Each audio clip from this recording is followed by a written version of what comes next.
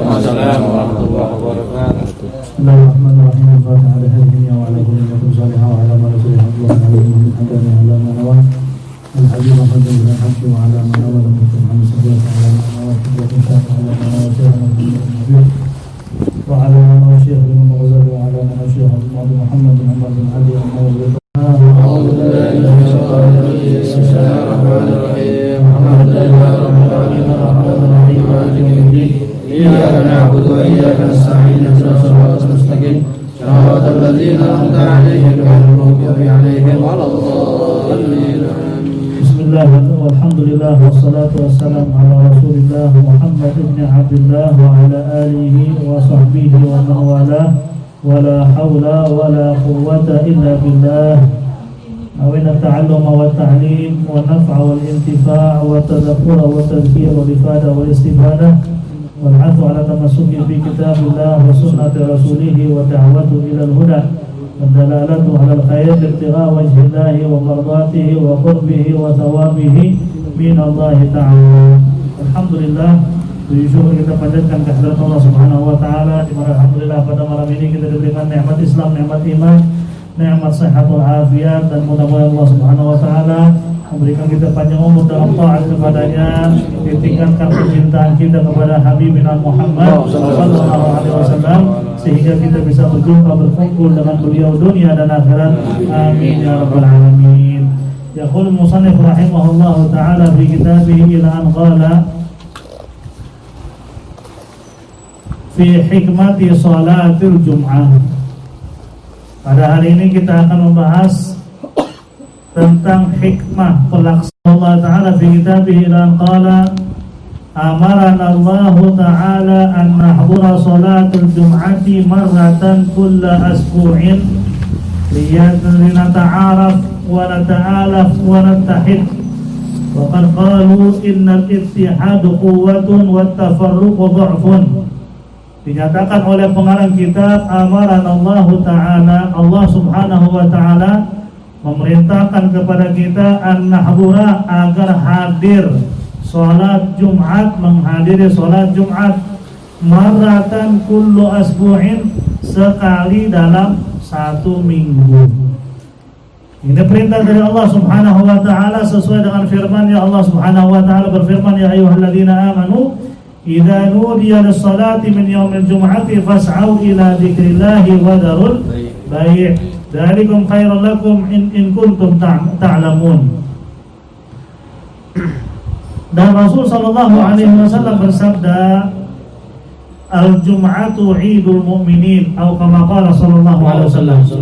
Hari Jumat hari raya umat Islam. Makanya kemarin kita sudah sampaikan di antara sunnah-sunnah pada hari Jumat yang tidak disebut dalam kitab ini, yaitu di hari Jumat biasakan kalau masak lebih enak.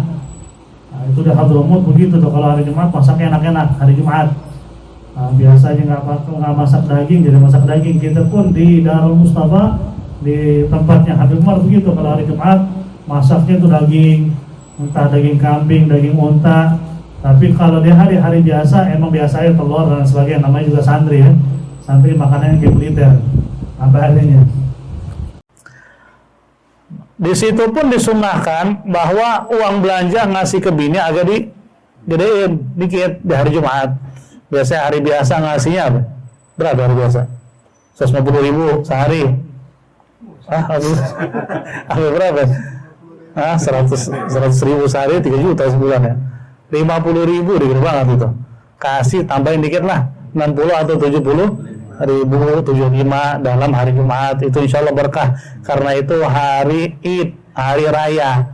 Jadi jangan kita berpikir hari raya kita itu pas malam tahun baru. Itu bukan malam tahun barunya kita.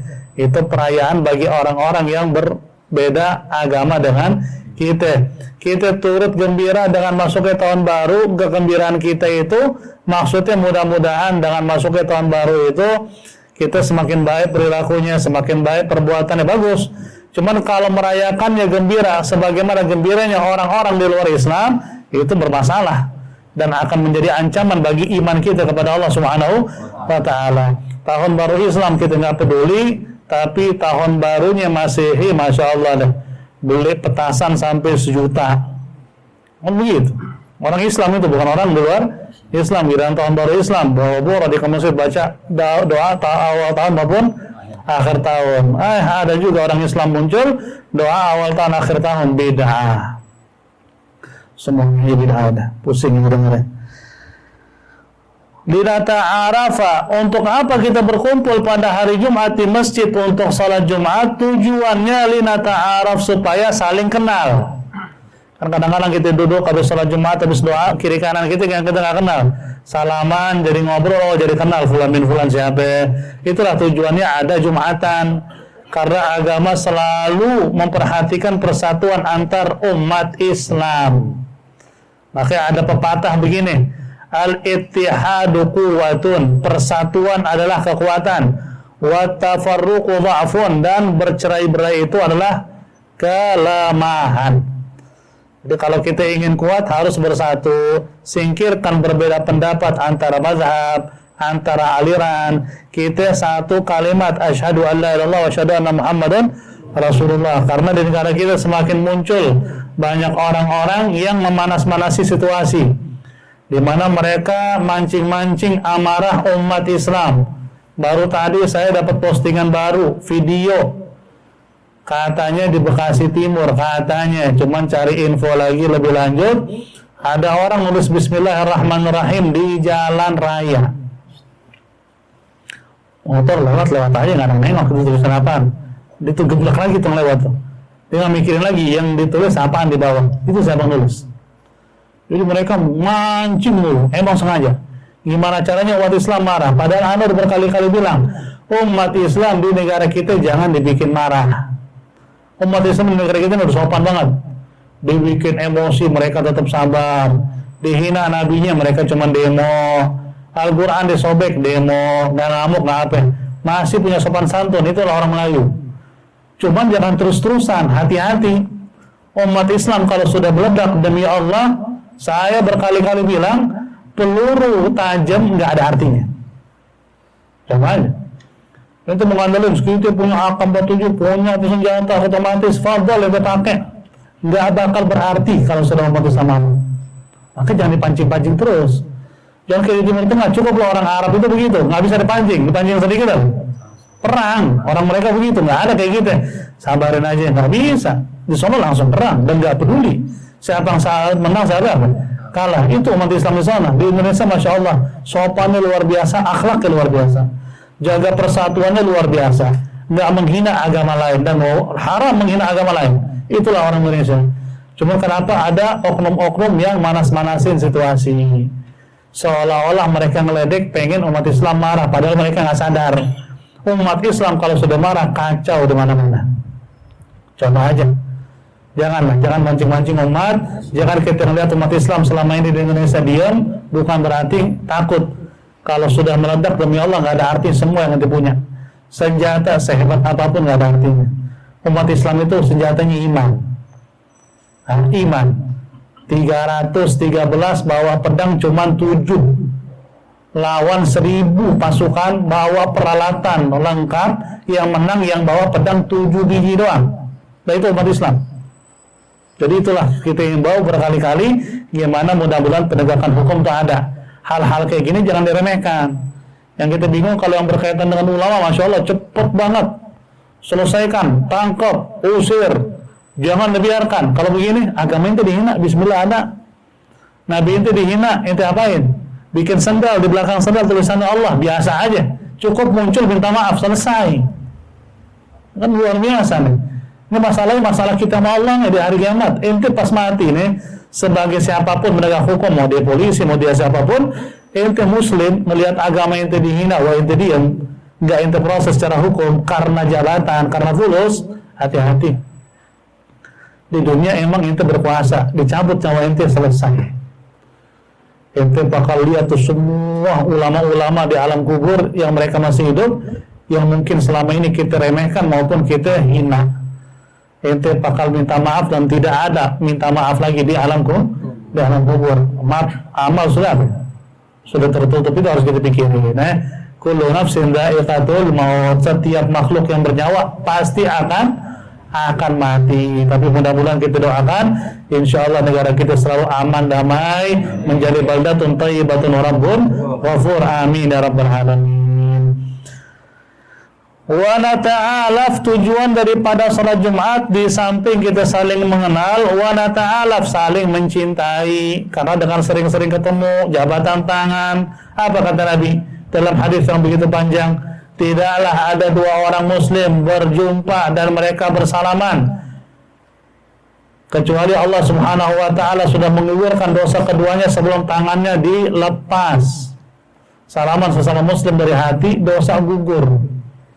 Jangan salaman terpaksa dari hati, dosa kita digugurkan oleh Allah Subhanahu wa taala. Wa nattahid, dan untuk kita bersatu, saling kenal, saling cinta, dan persatuan terjadi karena salat Jumat. Maka Jumat itu diambil dari kata Jumu'ah, artinya perkumpulan.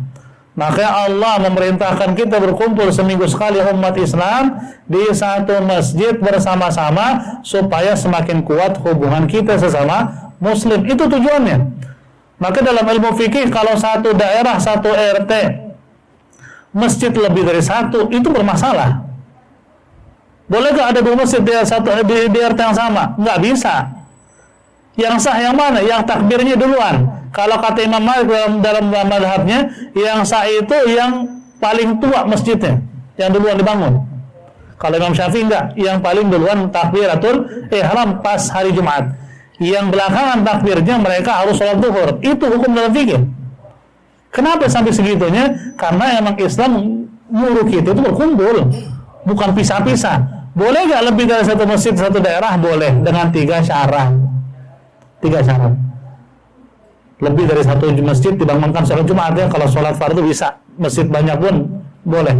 Cuman kalau sholat Jumat wajib di satu masjid, di satu daerah. Boleh lebih dari satu masjid, 3 syarat. Yang pertama, jumlah yang sholat atau jumlah jamaah sudah melebihi batas. Mereka sampai keluar-keluar.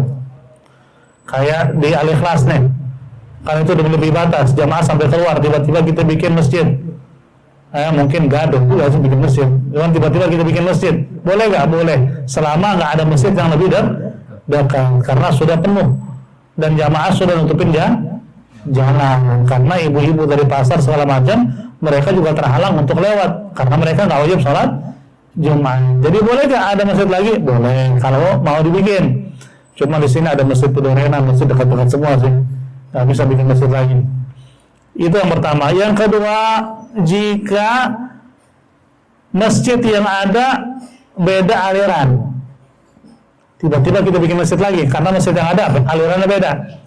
Anggap saja begini, masjid yang ada Muhammadiyah, mereka nggak pakai basmalah ketika sholat. Seandainya ya, anak nggak tahu deh Muhammadiyah pakai bismillah atau kagak.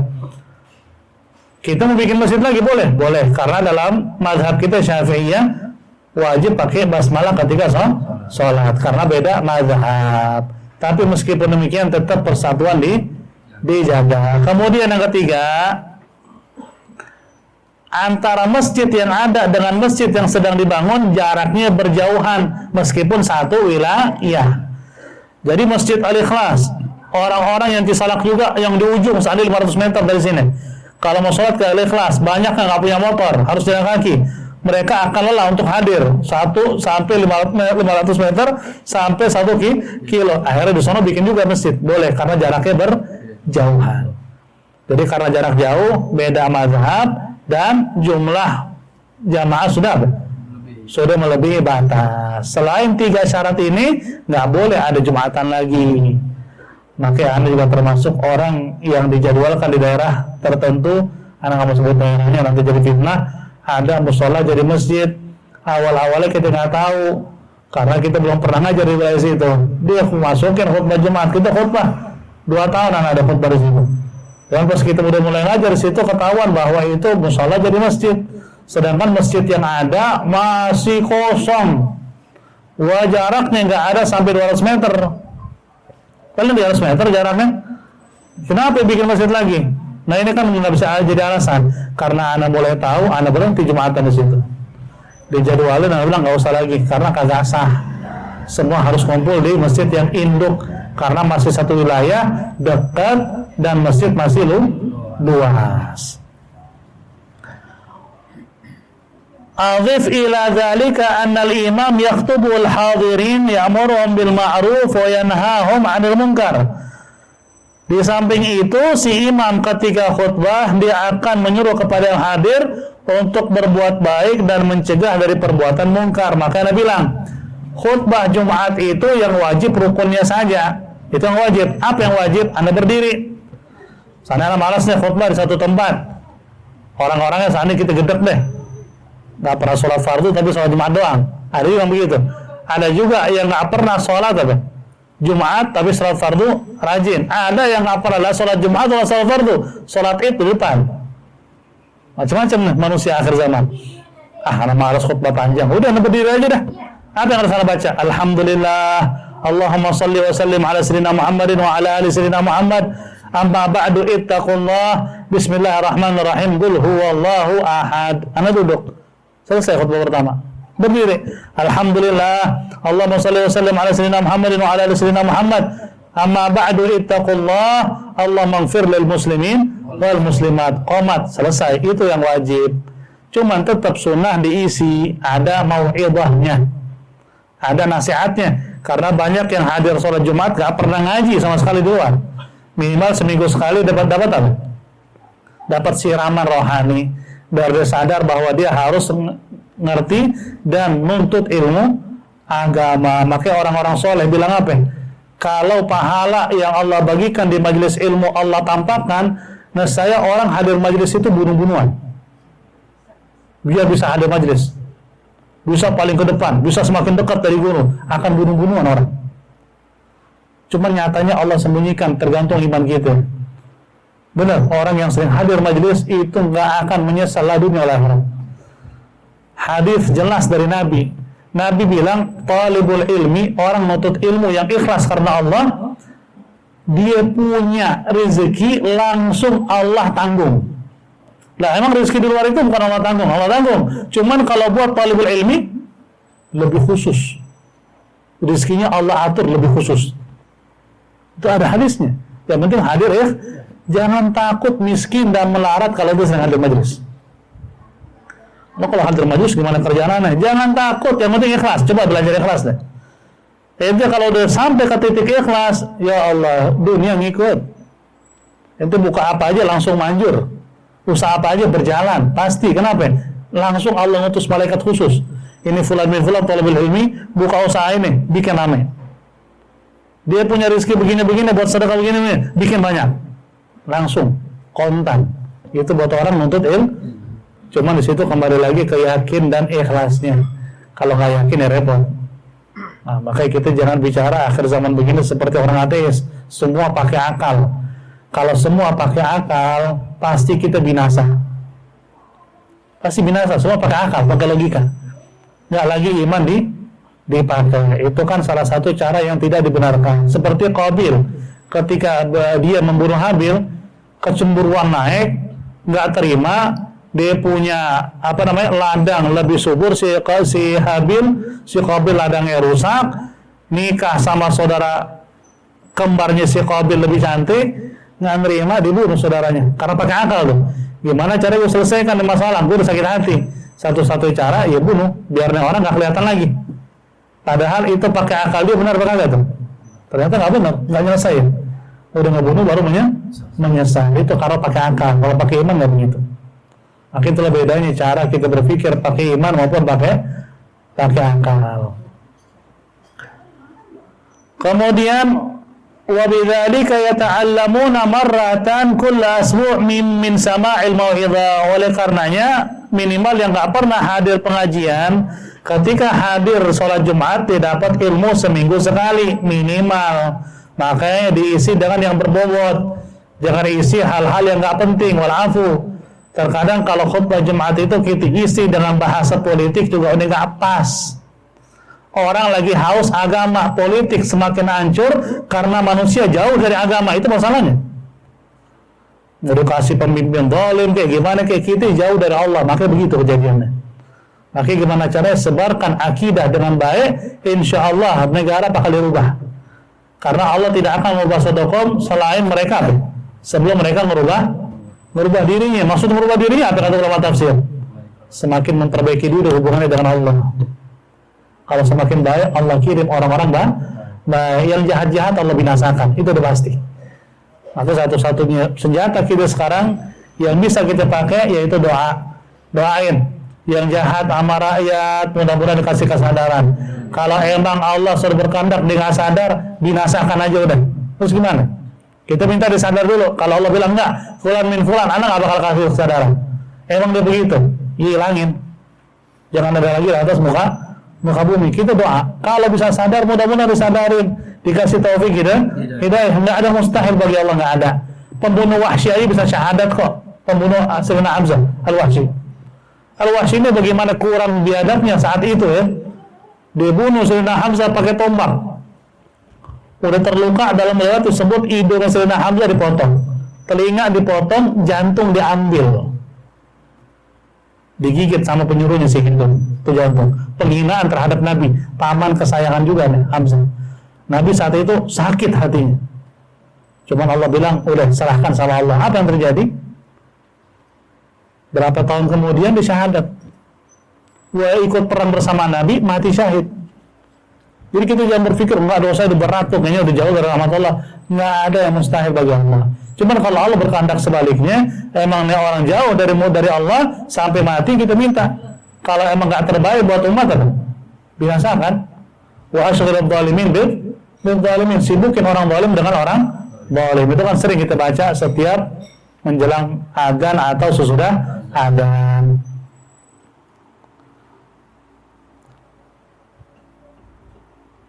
Wa yumkin an naqul inna salatul jama'ati hiya ijtima' yaumi li kulli nahiyatin minan nawahi wa salatul jum'ati hiya ijtima'un usbu'i li ahli al-balad kullih. Bisa dikatakan salat fardu setiap hari itu perkumpulan antara kelompok, antara RT, bisa dibilang begitu. Cuman hari Jumat bisa terjadi perkumpulan persatuan antara beberapa RT di satu wilayah. Itulah salah satu yang diajarkan oleh agama. Jaga persatuan dan kesatuan sesama muslim maupun sesama warga negara. Saling menghargai, jangan menghardik agama lain. Ana hakul yakin orang yang beragama di negara kita, entah dia Nasrani ke, entah dia Hindu ke, ana hakul yakin mereka itu mayoritas saling menghormati agama kita. Karena kita juga harus menghormati agama mereka. Ana yakin. Cuman ada orang ketiga nih yang suka ngompor-ngomporin keadaan. Apa orang ketiga? Bisa jadi orang yang nggak punya agama. Bismillah dihina, Quran dirobek-robek di musola. Cari tahu tuh orang siapa. Oh, ternyata Islam. Ada yang suruh, siapa yang suruh? Nggak ada orang mau bertindak sesuatu yang akan membuat dia heboh, bahkan bisa terbunuh kalau nggak ada ininya. Logika ente nggak ngapa-ngapain nih, nggak ada ngasih duit, nggak ada apa. Anak bikin rusuh deh di musola sini nih, al-ikhlas, anak pecah-pecahan kacanya, dan nyari masalah itu berarti. Kan pasti ada backingan di belakang atau ada fulus, bukan gitu sultan. Ini pakai logika kita ngomong. Ente mau ngapain bikin kerusuhan, nggak ada faedahnya. Yang ada hidup ente terancam, pasti ada embel-embel di belakang. Ini yang jadi masalah. Ngadu domba antar umat beragama. Makin jaga persatuan. Mau dia teman kita Nasrani ke, mau Hindu ke, mau siapapun agamanya, selama dia baik, nggak menghina agama kita wajib berbuat baik kepada dia dan hormatin agamanya. Kalau sampai ente punya teman, dia bukan muslim, di depan rumah dia piara sapi, itu sapi disembah tiap hari, itu jangan hina dia. Itu kepercayaan dia. Ente nggak suka dengan cara dia menyembah sapinya, doakan dapat hidayah. Cuma ente katain, oh itu nggak benar, begini ente kafir, nggak bisa. Itu kepercayaan dia, biarin aja. Selama dia nggak ngaku sebagai muslim, jangan dia begitu ngaku muslim, baru kita marah. Islam apaan yang sembah sapi?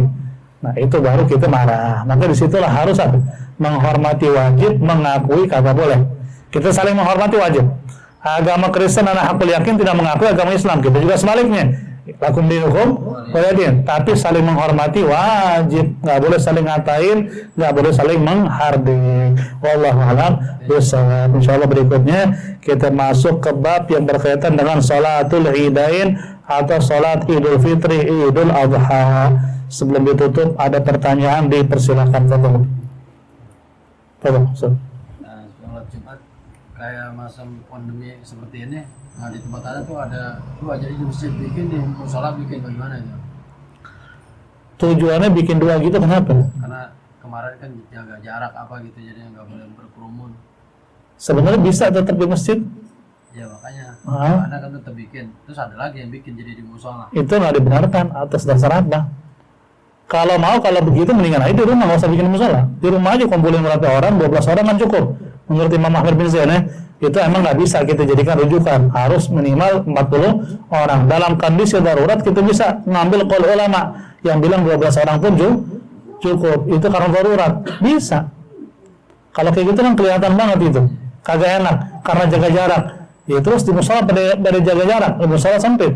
Udah pasti lebih apa? Sedikit. Lebih sedikit jumlah orangnya, tapi bisa padat, bisa desak-desakan karena ruangnya kecil, lebih baik di masjid. Anak hakul yakin orang yang datang sholat Jumat, sholat fardu oke lah. Kemarin dihimbau nggak sholat dulu awal-awalnya, ya khair. Sholat Jumat itu bisa dikatakan di zaman sahabat, zaman Nabi pernah ada pandemi, pernah ada wabah, tapi wabah samawi, wabah emang dari Allah, bukan wabah buat-buatan. Emang saat itu adalah sholat fardu yang dilarang, tapi sholat Jumat tidak dilarang, tetap Jumatan. Yang meninggal karena wabah disolatin di zaman Nabi sama sahabat, disolatin. Jangan disolatin kalau sekarang, itu bisa kena. Ya akhirnya nggak boleh keluarga sekarang lihat, nggak boleh keluarga deketin, nggak boleh disolatin yang ngurusin orang rumah sakit, tapi wartawan boleh moto. Wah maksudnya bingung nggak itu? Kalau begitu nggak boleh sama sekali siapapun, kecuali tenaga medis. Kenapa wartawan boleh masuk ruangan yang ada mayatnya ya? Di foto-foto, giliran mau sholatin, mandi, jangan. Siapa yang tanggung jawab di akhirat? Ya urusan mereka itu. Kita sudah berusaha, emang itu perintah dari pemerintah, kita wajib ikutin. Mungkin mereka lebih tahu soal wabah ini. Tapi anak hakul yakin, kalau kita ngikutin ajaran Nabi, dengan kita baca doa yang sudah dianjurkan, kita jaga wudhu dan kita jaga kebersihan, insya Allah jauh dari segala penyakit. Karena Rasulullah aja itu kan obat, syafi. Nabi itu obat. Hadir majlis penuh dengan malaikat. Malaikat khusus Allah turunin dari langit untuk menghadiri majlis itu dikelilingi malaikat. Masih ada wabah deketin, nggak ada. Yang penting tetap jaga kebersihan. Pemerintah nyuruh kita pakai masker. Jangan sampai kita ini ada ngebengkak dari aturan pemerintah. Selama itu positif. Kalau aturan negatif kita boleh protes. Pemerintah mesahkan undang-undang minuman keras dihalalkan, dilegalkan, dan kita protes, nggak bisa. Ini bukan masalah ente mabuk, anak nggak mabuk. Ini masalah adab. Kita diam, kalau adab Allah turun, kita yang diam kena juga. Itu yang jadi masalah. Ada lagi pertanyaan?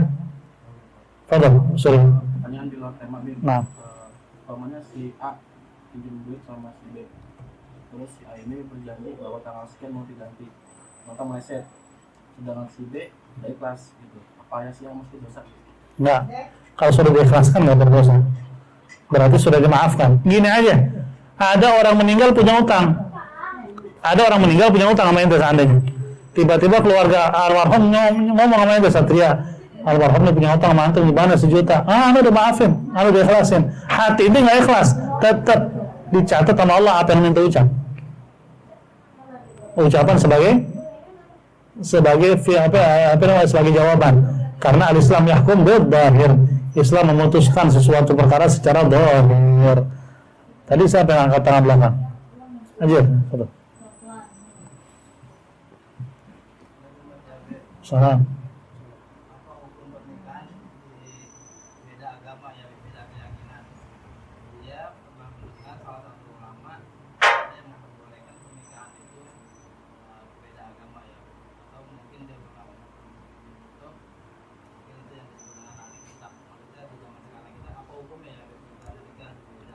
Nah, bedain ahli kitab sama orang yang mungkin sekarang kita sebut dengan kufur atau kafir. Ahli kitab itu boleh kita nikahin mereka yang hidup sebelum Nabi dapat wahyu dan hidup baru awal-awal Nabi dapat wahyu, karena mereka belum dengar semua soal kenabian Nabi saat itu. Yang dengar hanya orang-orang tertentu, nggak semuanya orang-orang ahli kitabnya, kecuali orang-orang Yahudi rata-rata tahu soal Nabi. Tapi meskipun tahu ciri-cirinya, nggak semuanya paham bahwa itu Nabi yang dimaksud. Nah, mereka ini baru bisa dinikahin karena mereka masih mengikuti agama Nabi Isa alaihissalam. Cuman sekarang mereka masih disebut ahli kitab.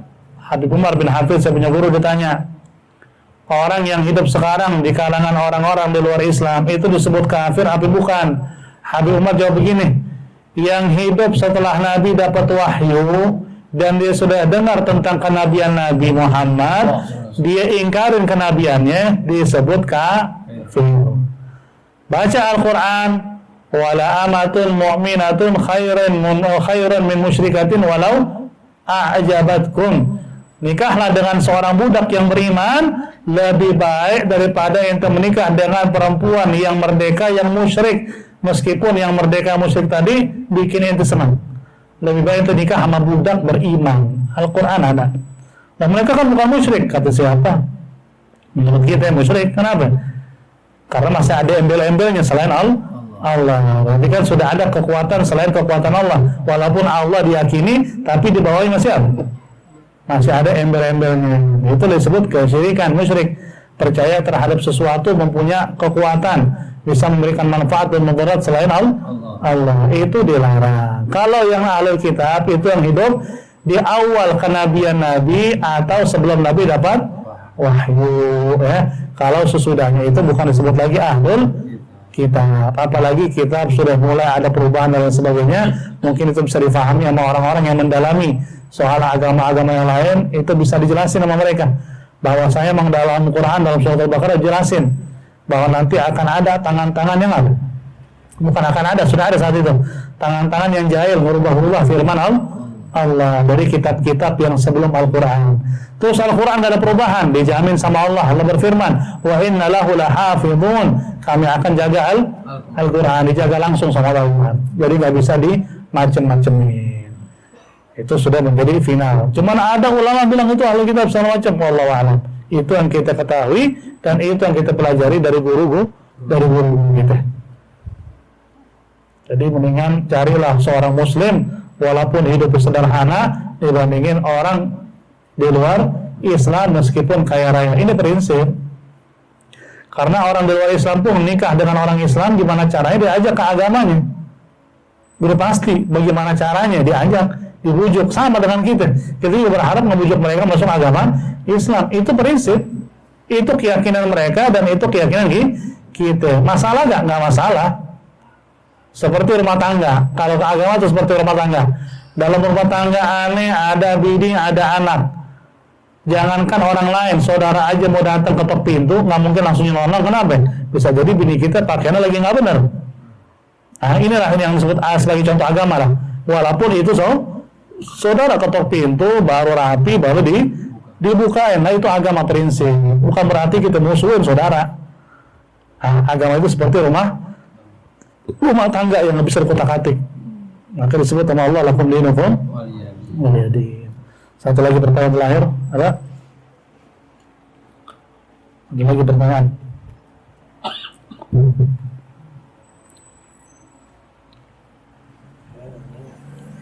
Ada lagi? Ya akhirullah alam subhanahu wa ta'ala amin.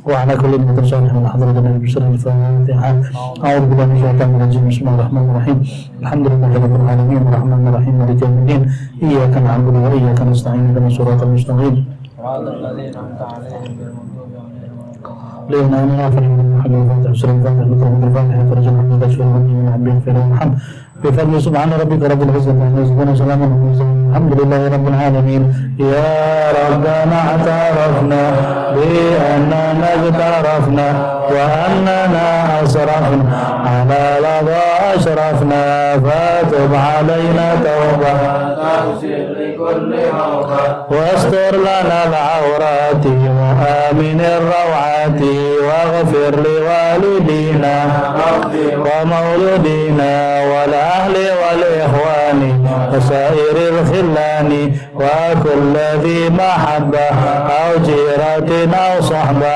والمسلمين أجمعين آمين يا رب أجمع فضلا وجودا منا لا باكتساب منا بالمصطفى الرسول بكل سول صلى وسلم ربي عليه عند الحمد وآله والصحب عبادة الصحب والحمد لله بالبدء والثناء والسلام عليكم ورحمة الله وبركاته. وعليكم السلام ورحمة الله.